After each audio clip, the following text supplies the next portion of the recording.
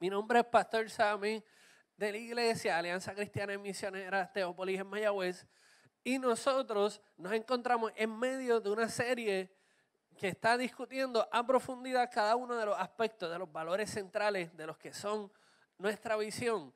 Y en cada uno de esos valores centrales, como iglesia, también encontramos unos retos y una manera de vivir la vida como cristiano individual.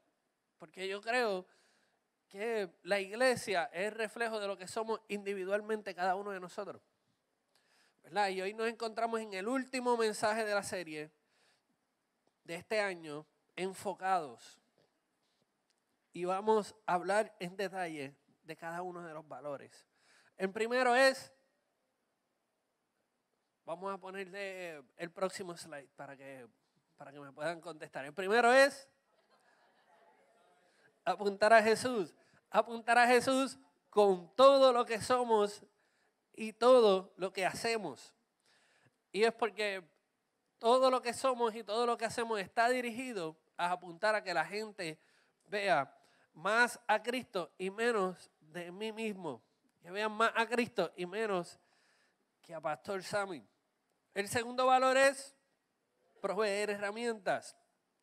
Porque Jesús se tomó el tiempo de explicar y guiar a sus discípulos a entender que la voluntad de Dios para la humanidad gira alrededor de Jesucristo. Incluso los escritos más antiguos de la Biblia ya hablaban de Jesús. Por tal razón, nuestra vida, como el resto de la humanidad, debe ir dirigida a cumplir el propósito inicial de Dios para la creación, apuntar a Jesús. Así que cada uno de nosotros tenemos un compromiso de proveer herramientas para vivir abundantemente, y cuando entendemos eso, cuando logramos que nuestras vidas se alineen con el propósito de Dios, podemos vivir abundantemente. Como comunidad de fe estamos comprometidos con proveer herramientas que nos capaciten a vivir abundantemente, la vida abundante que Jesús nos invitó. Y entendiendo que cuando Jesús nos invita a seguirlo, nuestra vida se transforma para no volver a ser igual. Que Jesús nos invita a vivir abundantemente para ver cosas que ojo no vio, para escuchar cosas que oído no escuchó, para encontrarnos en medio de cosas que no podemos imaginar y no podemos entender. A vivir abundantemente. Y por último, queremos ser esa familia que celebra la vida en comunidad. Cada vez que se presenta una oportunidad, celebramos la vida en comunidad, ya sea en small groups de oración, en estudios bíblicos, o con los jóvenes, porque hashtag juntos es mejor. Hay un joven aquí que se lo sabe. La líder. Celebrando los domingos, porque en Iglesia Teópolis, hashtag somos familia. Muy bien, ya hay 3 personas despiertas.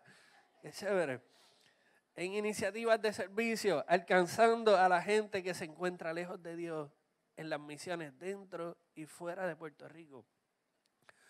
O sea, como aprendimos en el mensaje pasado, celebrar la vida en comunidad es un compromiso que tenemos con amar al prójimo. Celebrar la vida en comunidad no se trata de hacer cositas chéveres para pasarla bien. Se trata de mi compromiso con amar al prójimo. Una iglesia que celebra la vida en comunidad es una iglesia comprometida en amar al prójimo. En celebrar la vida en comunidad al estilo Hechos capítulo 2. Versículos del 44 al 47. Todos los creyentes se reunían en un mismo lugar y compartían todo lo que tenían y vendían sus propiedades y posesiones y compartían el dinero con aquellos en necesidad. Adoraban juntos en el templo cada día. Se reunían en las casas para la cena del Señor y compartían sus comidas con gran gozo y generosidad. Todo el tiempo alabando a Dios y disfrutando de la buena voluntad de toda la gente. Y cada día el Señor agregaba a esa comunidad cristiana los que iban siendo salvos. Si nosotros logramos vivir a plenitud esos 3 valores, si logramos que esos 3 valores dirijan nuestras prioridades, el orden en el que le asignamos prioridades a las cosas en la vida, si logramos que apuntar a Jesús, proveer herramientas y celebrar la vida en comunidad se convierta en parte de nuestro ADN, entonces al final del año podremos decir que nos parecemos un poco más a Jesús. Podremos decir, como en Gálatas 2:20, mi antiguo yo ha sido crucificado con Cristo. Ya no vivo yo, sino que Cristo vive en mí. Así que vivo en este cuerpo terrenal, confiando en el Hijo de Dios, quien me amó y se entregó a sí mismo por mí. Así que llegó nuestro turno. ¿Quién está dispuesto y disponible para seguir a Jesús? Hoy estaremos profundizando en el tema enfocados en multiplicar. Multiplicar discípulos, multiplicar recursos. Y discutiremos 5 herramientas que el mismo Jesús nos modeló en una de sus multiplicaciones. ¿Cuáles son las 5 herramientas para aquellos que están tomando nota? La primera es que tienes en tu mano. ¿Tienes la Biblia y el papel para apuntar? ¿Qué tienes en tu mano? La segunda es fiel en lo poco, dispuesto a obedecer en lo poco. La tercera es entrega lo que tienes. La cuarta, un corazón agradecido. La 5, participantes y no espectadores. Y el pasaje central de donde sacamos esas 5 herramientas se encuentra en Marcos 6, del 35 al 44. Y voy a leerlo un poco rápido ahora, porque voy a leerlo completo. Luego oramos y luego nos adentramos al mensaje. ¿Ok? Así dice Marcos capítulo 6, del 35 al 44. Al atardecer, los discípulos se acercaron y le dijeron: este es un lugar alejado y ya se está haciendo tarde. Despide a las multitudes para que puedan ir a las granjas y a las aldeas cercanas a comprar algo de comer. Y Jesús les dijo: denle a ustedes de comer. Y ellos: ¿con qué?, preguntaron.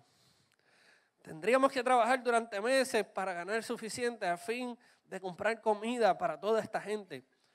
Jesús pregunta: ¿cuánto pan tienen? Vayan y averigüen. Ellos regresaron e informaron: tenemos 5 panes y 2 pescados. Entonces Jesús les dijo a los discípulos que sentaran a la gente en grupos sobre la hierba verde. Así que se sentaron en grupos de 50 y de 100 para 5 panes y 2 peces. Jesús tomó los 5 panes y los 2 pescados y miró hacia el cielo y los bendijo. Luego, a medida que partía los panes en trozos, se los daba a los discípulos para que los distribuyeran entre la gente. También dividió los pescados para que cada persona tuviera su porción. Todos comieron cuanto quisieron. Y después los discípulos juntaron 12 canastas con lo que sobró del pan y el pescado. Un total de 5,000 hombres y sus familias se alimentaron.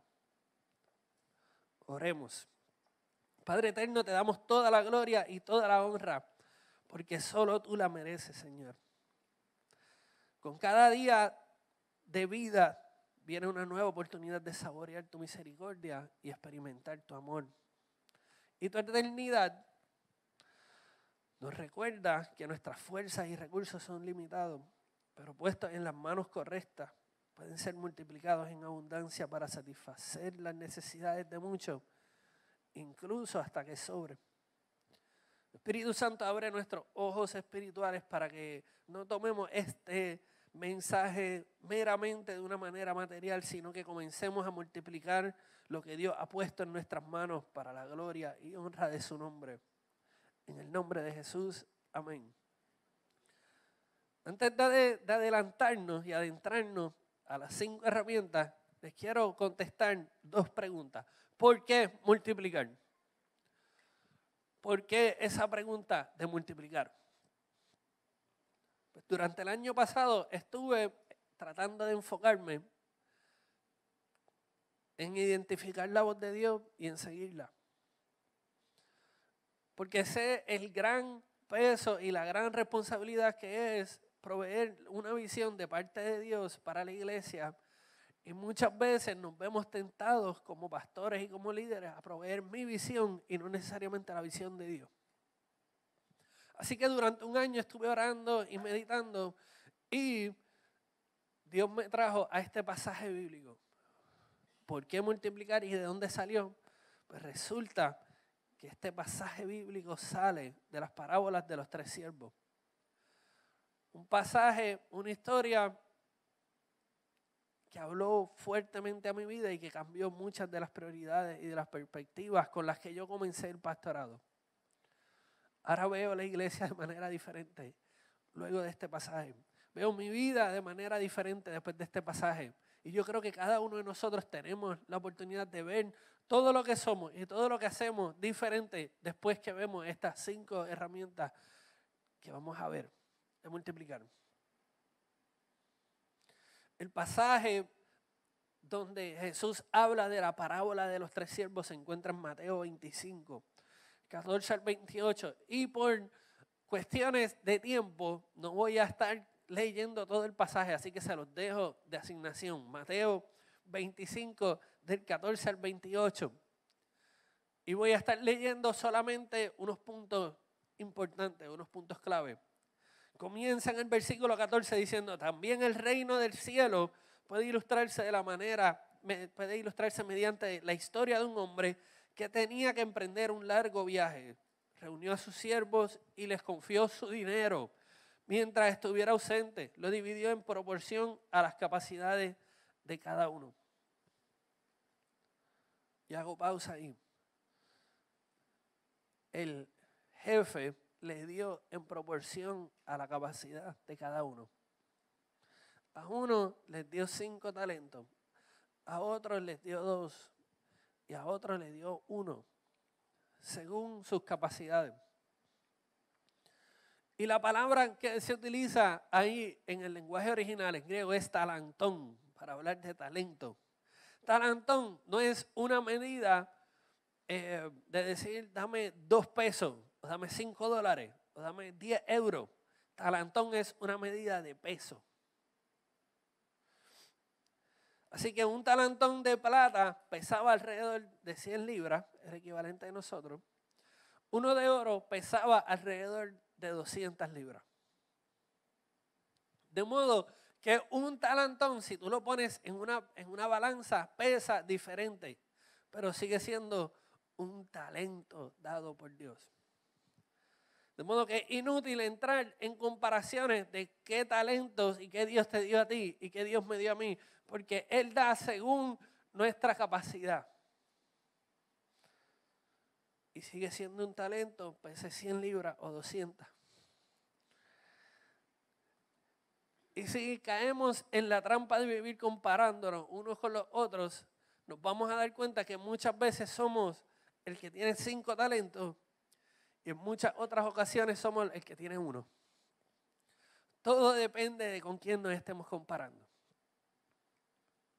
Y Dios nos ha dado según nuestras capacidades. Por nada del mundo debemos sentirnos intimidados. Pues en Cristo habita toda la plenitud de Dios en un cuerpo humano. De modo que ustedes también están completos mediante la unión con Cristo, quien es la cabeza de todo gobernante y toda autoridad. Colosenses 2, del 9 al 10. En Cristo tenemos todo lo que necesitamos. En Cristo estamos completos. Así que es inútil correr la carrera mirando hacia el lado, viendo los talentos y las cosas que Dios le ha dado a otra gente, porque Cristo te dio todo lo suficiente. Sammy, yo siento que Dios me dice, Sammy, yo te di todo lo suficiente para que tú corras tu carrera, pero no puedes correr la carrera de Miguel, tienes que correr la tuya. Tienes todo lo suficiente. Los 3 siervos recibieron según sus capacidades y la voluntad de su amo, y 2 de ellos maximizaron lo que se le dio. Uno, el último, no. Los primeros 2 siervos, el amo los llena de elogios de la siguiente manera. En el versículo 21, bien hecho, mi buen siervo fiel, has sido fiel en administrar esta pequeña cantidad, así que ahora te daré muchas responsabilidades. Ven a celebrar conmigo. Jesús está trayendo esta enseñanza para explicar cómo funcionan las cosas en el reino del cielo. Y usa como ejemplo, bueno, ejemplo a seguir, ejemplo a imitar, el caso de los 2 siervos que multiplican. Y lo elogia utilizando 2 palabras bien importantes. Eres fiel, eres buen administrador. Eres fiel y eres buen administrador de los recursos, de lo que yo te di, de lo que tienes en la mano. Esos 2 siervos conocían la diferencia entre gastar e invertir. La diferencia fundamental entre el gasto e inversión es el retorno esperado de cada uno de ellos. Mientras que en la inversión se espera conseguir un rendimiento en el futuro. El gasto es simplemente la utilización del bien o el servicio ahora. La inversión es esperar recoger el fruto en el futuro. Y el último siervo, el amo le respondió: siervo perverso y perezoso, si sabías que cosechaba lo que no sembré y recogía lo que no cultivé, ¿por qué no depositaste el dinero en el banco? Al menos hubieras podido tener algún interés de él. Noten el tono del amo al escuchar las excusas que trajo ese siervo. Porque los primeros 2 siervos se encuentran con el amo y le dicen: tú me diste 5, aquí te doy 5 más. Tú me diste 2, te doy 2 más. Y el tercer siervo le dice: tú me diste 1, hice un boquete en el piso y te lo entrego así mismo, como tú me lo diste.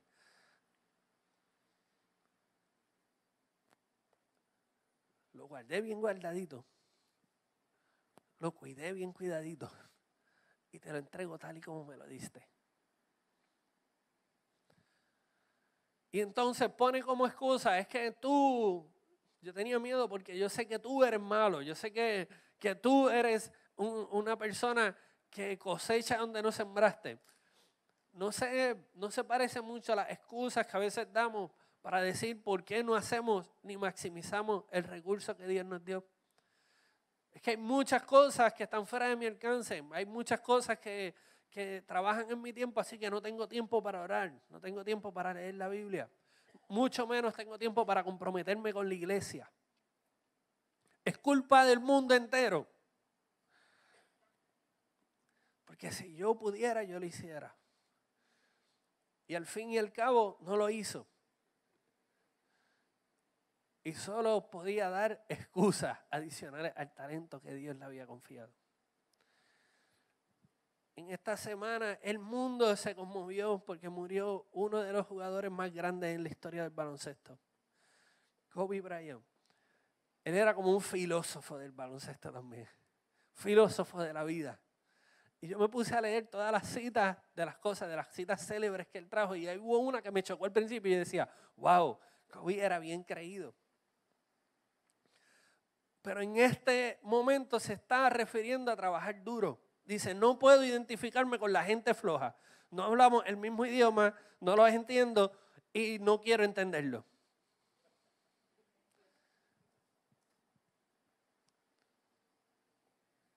Se parece mucho al tono del amo cuando vinieron con excusas para decirle: ¿por qué no multiplicamos y maximizamos lo que tú me diste? Y Jesús tampoco puede relacionarse con el lenguaje de la excusa y la vagancia. Porque Él estuvo dispuesto y lo dio todo por cumplir la voluntad del Padre. Así que Él no entiende el lenguaje de la excusa. Y al final de nuestras vidas, las excusas no nos van a salvar. Recuerde que Jesús está describiendo cómo funcionan las cosas en el reino de los cielos. Él no está describiendo cómo funcionan las cosas para mi gusto o para el gusto de sus discípulos. Él está diciendo: así es que funcionan las cosas en el reino de los cielos. Te voy a contar una historia que te lo ilustra bien chévere. Un buen administrador en el reino de los cielos es el que multiplica, el que tiene la mentalidad para invertir, el que espera recoger el fruto al futuro. Y un mal administrador es el que guarda y acumula, porque tiene la mentalidad del gasto. Y esto no solo aplica al dinero y a cosas materiales. Esto también aplica al tiempo, que mucho mal gastamos el tiempo. Esto también aplica al servicio, al amor al prójimo, a cubrir las necesidades, a apuntar a Jesús, a proveer herramientas, a celebrar la vida en comunidad, a vivir abundantemente. ¿Con qué mentalidad nos acercamos? ¿Con la de gasto o con la de inversión? El Evangelio quiere que nosotros multipliquemos. Jesús fue bien específico en decir, yo quiero que vayan y hagan discípulos. Y aquí nos está diciendo, multiplica todo lo que tengas a la mano. Maximiza todo lo que tengas a la mano. Porque las consecuencias son reales. Mira lo que fueron las consecuencias para el siervo que no tenía la mente de invertir. Entonces ordenó, quítenle el dinero a este siervo y déselo al que tiene 10 bolsas de plata. A los que usan bien lo que se les dará aún más y tendrán en abundancia. Pero a los que no hacen nada, se les quitará aún lo poco que tienen.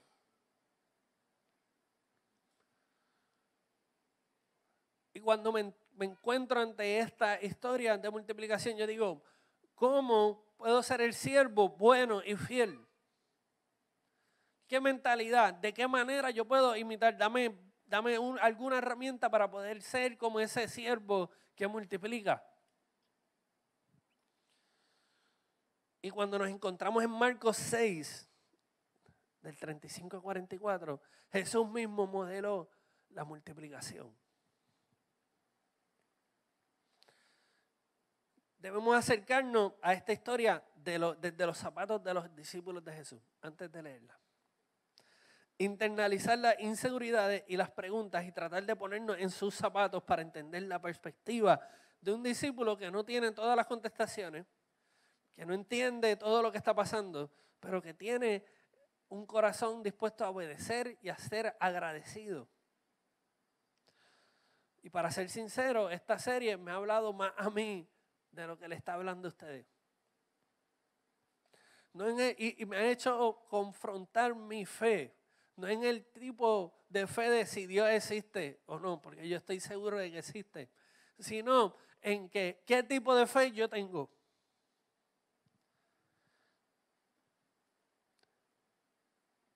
Si mi vida se parece en algo a las vidas de la gente que aceptó la invitación de seguir a Cristo, sabiendo que eso de seguro significaba que voy a seguirlo y voy a pasar por lugares donde hay pastos verdes.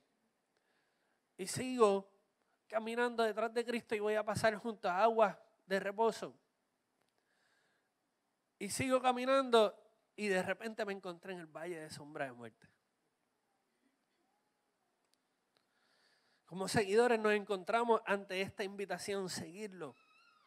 Como iglesia, esto significa seguirle a lugares desconocidos.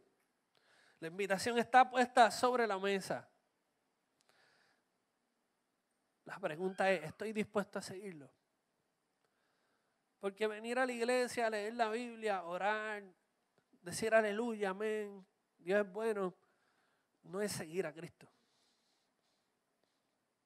Seguir a Cristo es soltar lo que yo tengo, entregarlo todo, identificar su voz y seguirlo. Hacia lugares desconocidos. A veces van a ser pastos verdes, a veces van a ser aguas de reposo, a veces van a ser valles de sombra de muerte. La pregunta es, ¿cómo estoy llegando a esos lugares? ¿Siguiendo a Cristo o siguiendo a otra persona? ¿A otra cosa? Y antes de hablar y de ver, de ponernos en los zapatos de los discípulos, debemos saber las cosas que ellos estaban experimentando. Y quizás allí mismo en Marcos capítulo 6, porque habían experimentado muchas otras cosas, pero en ese capítulo comienza con la incredulidad de la gente en Nazaret. Y Jesús no hace milagros en su propia tierra porque la gente no cree en él. Después Jesús los envía y les dice, voy a enviarlos sin recursos, sin ahorro y dependiendo solamente de mi guianza. Y van a buscar su provisión donde yo les diga. Y en las casas que le abran las puertas. También se encontraba en medio de noticias horribles porque Juan el Bautista había sido decapitado. Estaban cansados y con mucha necesidad alrededor. No sé, pero en algo se parece al mes de enero del 2020. Incredulidad de la gente. A veces me siento que me están enviando sin recursos, sin ahorro suficientes para cubrir la necesidad. Hay noticias horribles, cada vez es peor. La noticia de los temblores, el gobierno, yo no sé qué es peor, si que Puerto Rico está temblando o el gobierno que tenemos. ¿Verdad? Y se acaba enero y la gente me pregunta, ¿cómo la pasaste? Yo le metí a 2 manos. Le di en la cara a enero, pero estoy bien explotado. Y salgo y me encuentro con mucha necesidad. ¿Qué hago entonces? ¿Cómo multiplico? Y ahí entonces nos encontramos en Marcos 6. Versículo 35, este es un lugar alejado y ya se está haciendo tarde. Despide a las multitudes para que puedan ir a las granjas, aldeas cercanas a comprar algo de comer. Despide a las multitudes. ¿Cuántas veces identificamos, como los discípulos identificaron, gente con hambre, gente con necesidades y caemos en la tentación de despedir a la gente sin satisfacer sus necesidades? Analicemos lo que estos discípulos habían visto que Jesús hacía. Él liberaba a gente endemoniada. Él sanaba a enfermos, leprosos, ciegos y paralíticos. Él calmó una tormenta con la voz. Ellos mismos se asombraron y decían, hasta los vientos obedecen su voz. Los envió y cuando los envió ellos expulsaban demonios y sanaban a muchos enfermos. De seguro pudieron haberle pedido a Jesús algo por esta gente que tiene hambre. Pero su reacción es despídelos para que ellos se encarguen de buscar su comida. Y veo esto y lo comparo a mi vida y a mi ministerio. Y cuántas veces he pensado en despedir a la gente sin pedirle a Jesús que supla sus necesidades de manera sobrenatural. Ellos habían pasado por muchas cosas y quizás ya habían dicho, es suficiente lo que hemos hecho. Yo creo que hasta aquí. Ahora le toca a ellos bregar y meter mano. Ya hice lo suficiente. Yo creo que como iglesia enfocada en una visión de multiplicar, esto no puede ocurrir nunca más. El que veamos una necesidad y le digamos, suerte, que Dios esté contigo porque yo no voy a estar contigo. Ya nosotros estamos haciendo lo suficiente. Porque fíjense que la multiplicación vino ante una necesidad abrumante. Mira lo que Jesús les contesta en el versículo 37. Jesús les dijo, denle ustedes de comer. Y ellos preguntaron, ¿con qué? Tendríamos que trabajar durante meses para ganar suficiente a fin de comprar comida para toda esta gente. Ellos comenzaron a sumar y a hacer los cálculos matemáticos.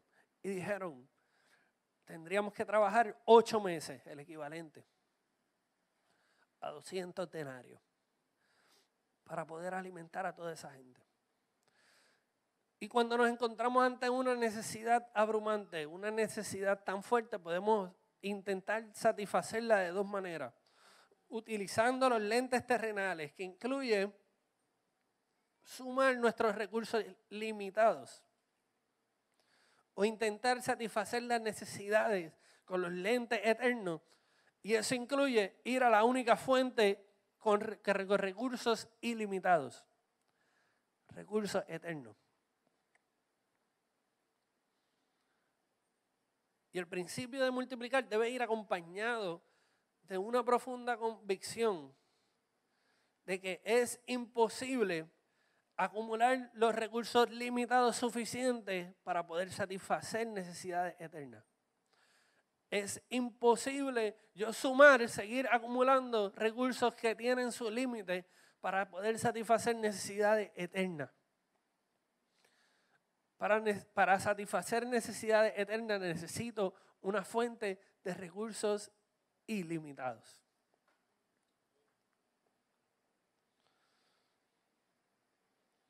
Así que ante la negativa de los discípulos de decir, nosotros no contamos con los recursos para poder satisfacer toda esta necesidad, Jesús les pregunta, ¿cuánto pan tienen? Y lo más seguro, ellos abrieron los ojos y dijeron, ¿de qué tú me estás hablando? Esto se hubiese resuelto bien fácil si hubiesen despedido a la gente y ya. ¿Cómo que ahora yo tengo que ponerme? Yo estoy cansado, ponerme a contar cuántos panes tengo. Y Jesús les dice, vayan y averigüen. Y ellos regresaron e informaron, tenemos 5 panes y 2 peces. Y 5,000 personas hambrientas. Ahí llegamos a la primera herramienta, porque ahí es donde comienza el proceso de multiplicación. Identificar una necesidad, intentar suplirla con lo que tienes en la mano. ¿Qué tienes en la mano? Podemos perder tiempo quejándonos de lo que no tenemos y lo difícil que sería alcanzar los recursos suficientes para satisfacer las necesidades que nos rodean. Jesús hace esta pregunta para que nos enfoquemos en la siguiente o en lo siguiente. ¿Qué tienes en tu mano? ¿Qué tienes disponible ahora?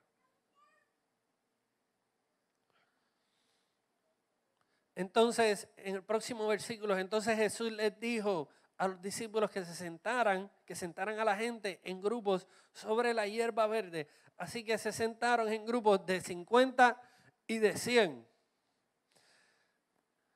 Y aquí es donde la cosa se pone dura y empieza entonces la segunda herramienta. La primera es que tiene en la mano, la segunda es fiel en lo poco. Obediencia en lo poco. Y me pregunto qué estaba pasando por la mente de los discípulos, cansados, y después de toda esa pela que habían cogido, Jesús los manda a contar, encuentran 5 panes, 2 peces, y dicen, ok, sienten a la gente para prepararlos para comer. Y yo me pregunto si ellos estaban pensando lo mismo que yo hubiese pensado. Esto va a ser un desastre, la matemática no cuadra, lo más seguro Jesús cortaba la clase de matemáticas. Y si comenzamos a repartir lo poco que tenemos en la mano, nos vamos a quedar cortos a mitad de camino. Pero los discípulos fueron obedientes cuando solo lo que tenían en la mano era insuficiente para satisfacer las necesidades tan gigantes con las que se encontraban. Y estaré dispuesto a obedecer cuando lo que tengo a la mano parece insignificante. Porque para ser sincero, yo estoy súper dispuesto a obedecer el mandato de servir cuando hay suficiente para que yo luzca bien en el proceso. Me explico, si la mies es mucha y los obreros son pocos, pues entonces los suministros tienen que ser muchos también. Para que yo no tenga que pasar la vergüenza de que lo que traje no dio para suplir la necesidad. No sé si estoy igual de dispuesto a obedecer a Jesús cuando la necesidad equivale a 5,000 personas hambrientas y lo que tengo equivale a 5 panes y 2 peces. Y aquí es donde se encuentra el primer problema que nosotros tenemos como discípulos. ¿Estaremos dispuestos a obedecer, a satisfacer las necesidades cuando lo que tenemos en la mano son 5 panes y 2 peces?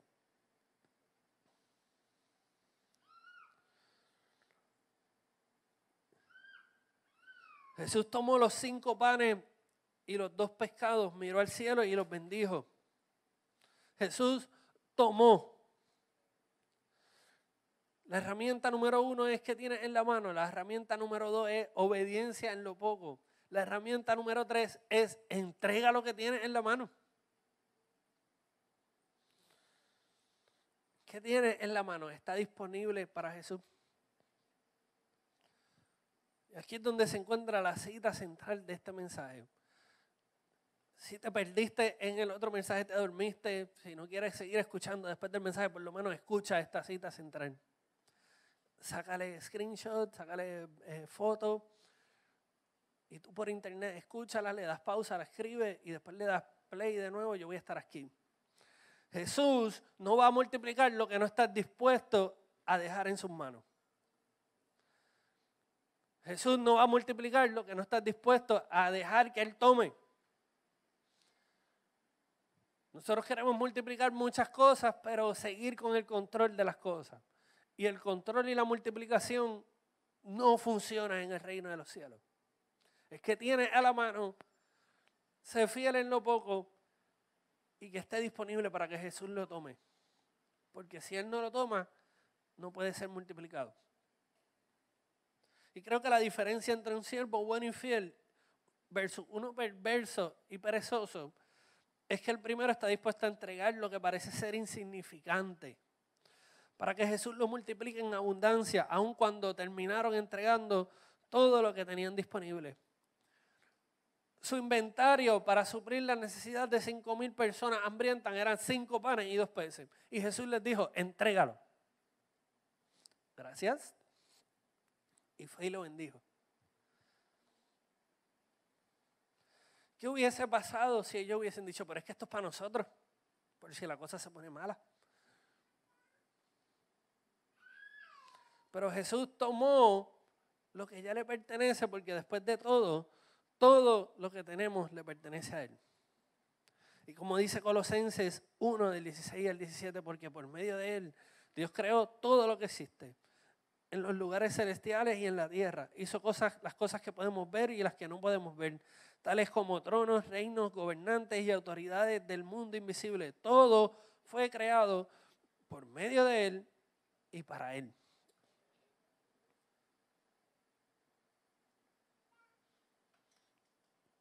Y la primera parte del versículo 41 dice que Jesús tomó.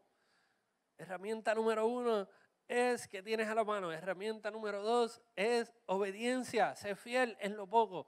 Obediencia número 3 es entrégalo todo. Entrégalo a las manos de Jesús. Y la herramienta número 4 es un corazón agradecido. Y aquí volvemos a ver de nuevo esta herramienta. Un corazón agradecido. Porque para vivir abundantemente necesitas obedecer y necesitas tener un corazón agradecido.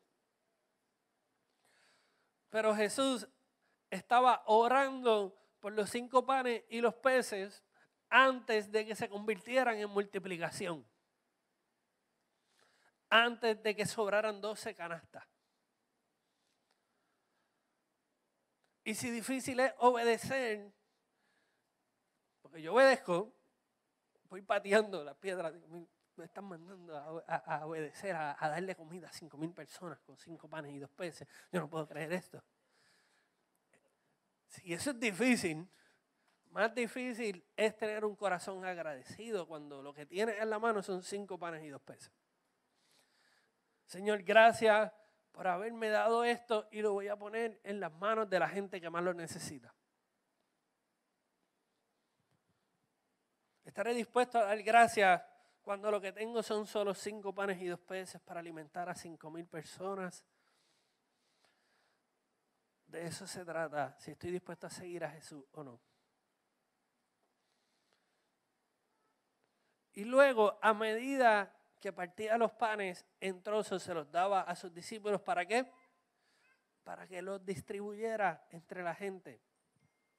También dividió los pescados para que cada persona tuviera su porción. Y ahí vemos la última herramienta. Participantes, no espectadores.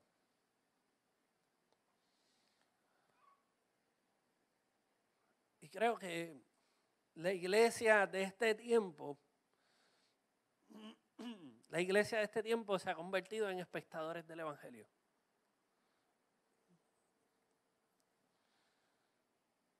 Y cuando digo la iglesia, hablo de todos nosotros, porque la iglesia no son templos, la iglesia somos tú y somos yo. Nos hemos convertido en espectadores. Cuando yo me encuentro ante esta palabra, yo digo, ¿cuál de las dos descripciones aplica más?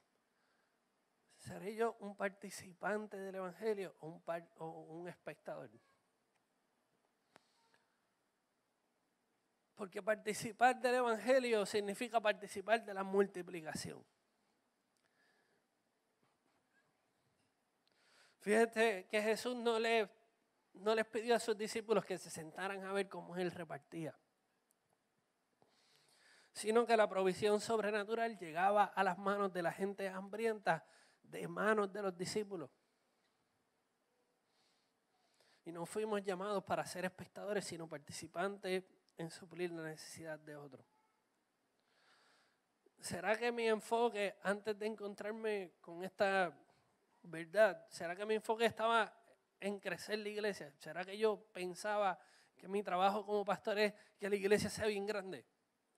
¿Será que mi enfoque como pastor es tener un ministerio bien influyente en este tiempo? ¿Será que mi enfoque era tener el dinero suficiente para crecer la empleomanía? Que la iglesia debe ser grande en número y en tecnología.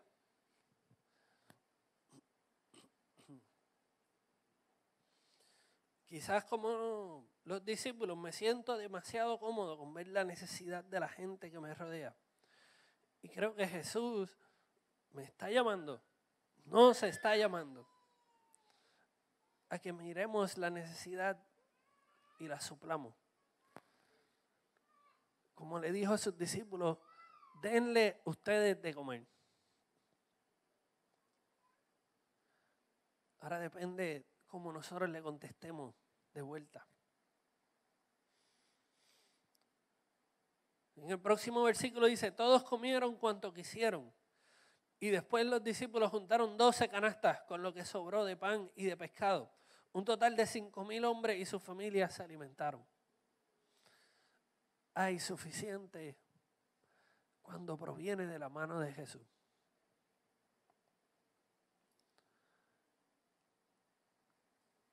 ¿Es esa nuestra actitud a la hora de satisfacer una necesidad o lo hacemos con reserva por si la cosa se pone mala?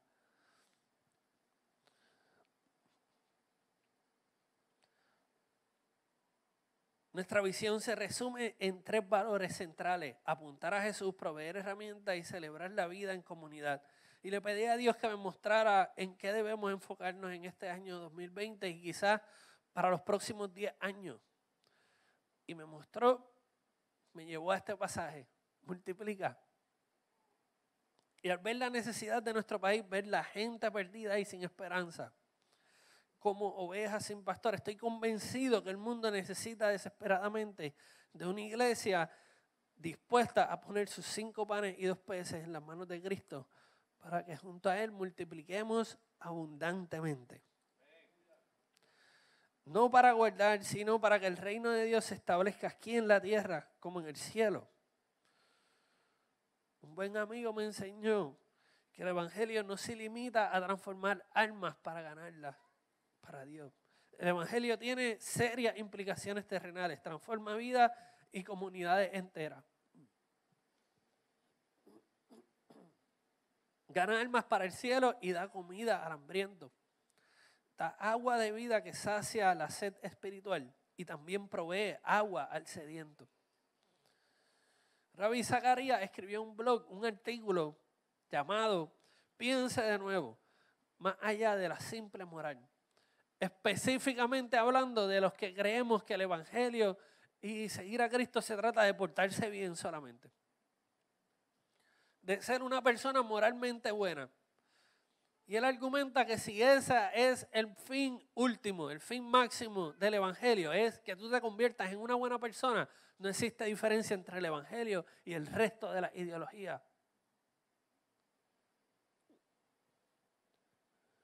El evangelio es poder. Y él dice lo siguiente: como he señalado antes, tengo pocas dudas de que el mayor obstáculo para el impacto del evangelio no ha sido su incapacidad para proporcionar respuestas, sino el fracaso de nuestra parte para vivirlo.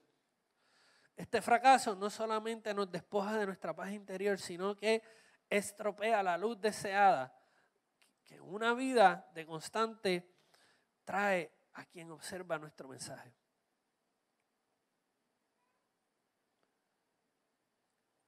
El no vivir el evangelio nos limita en la luz que proyectamos a la necesidad.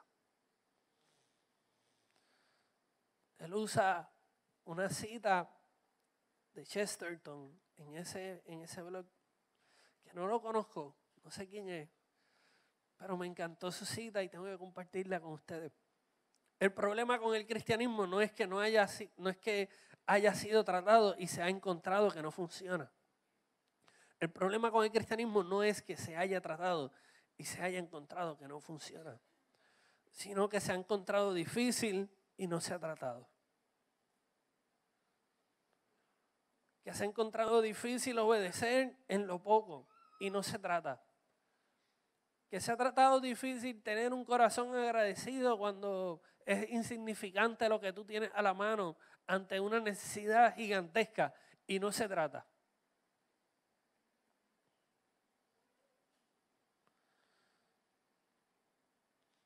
Y ahora me quiero dirigir a los que están en internet. Quizá el principio de multiplicar comienza con qué tienes a la mano, ¿verdad?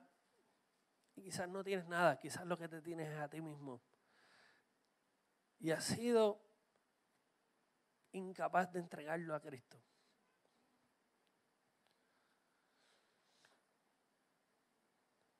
Hoy quiero hacer esta oración por ti, por tu vida, porque yo sé que no es casualidad que si estás viendo este mensaje, Dios tiene algo para ti.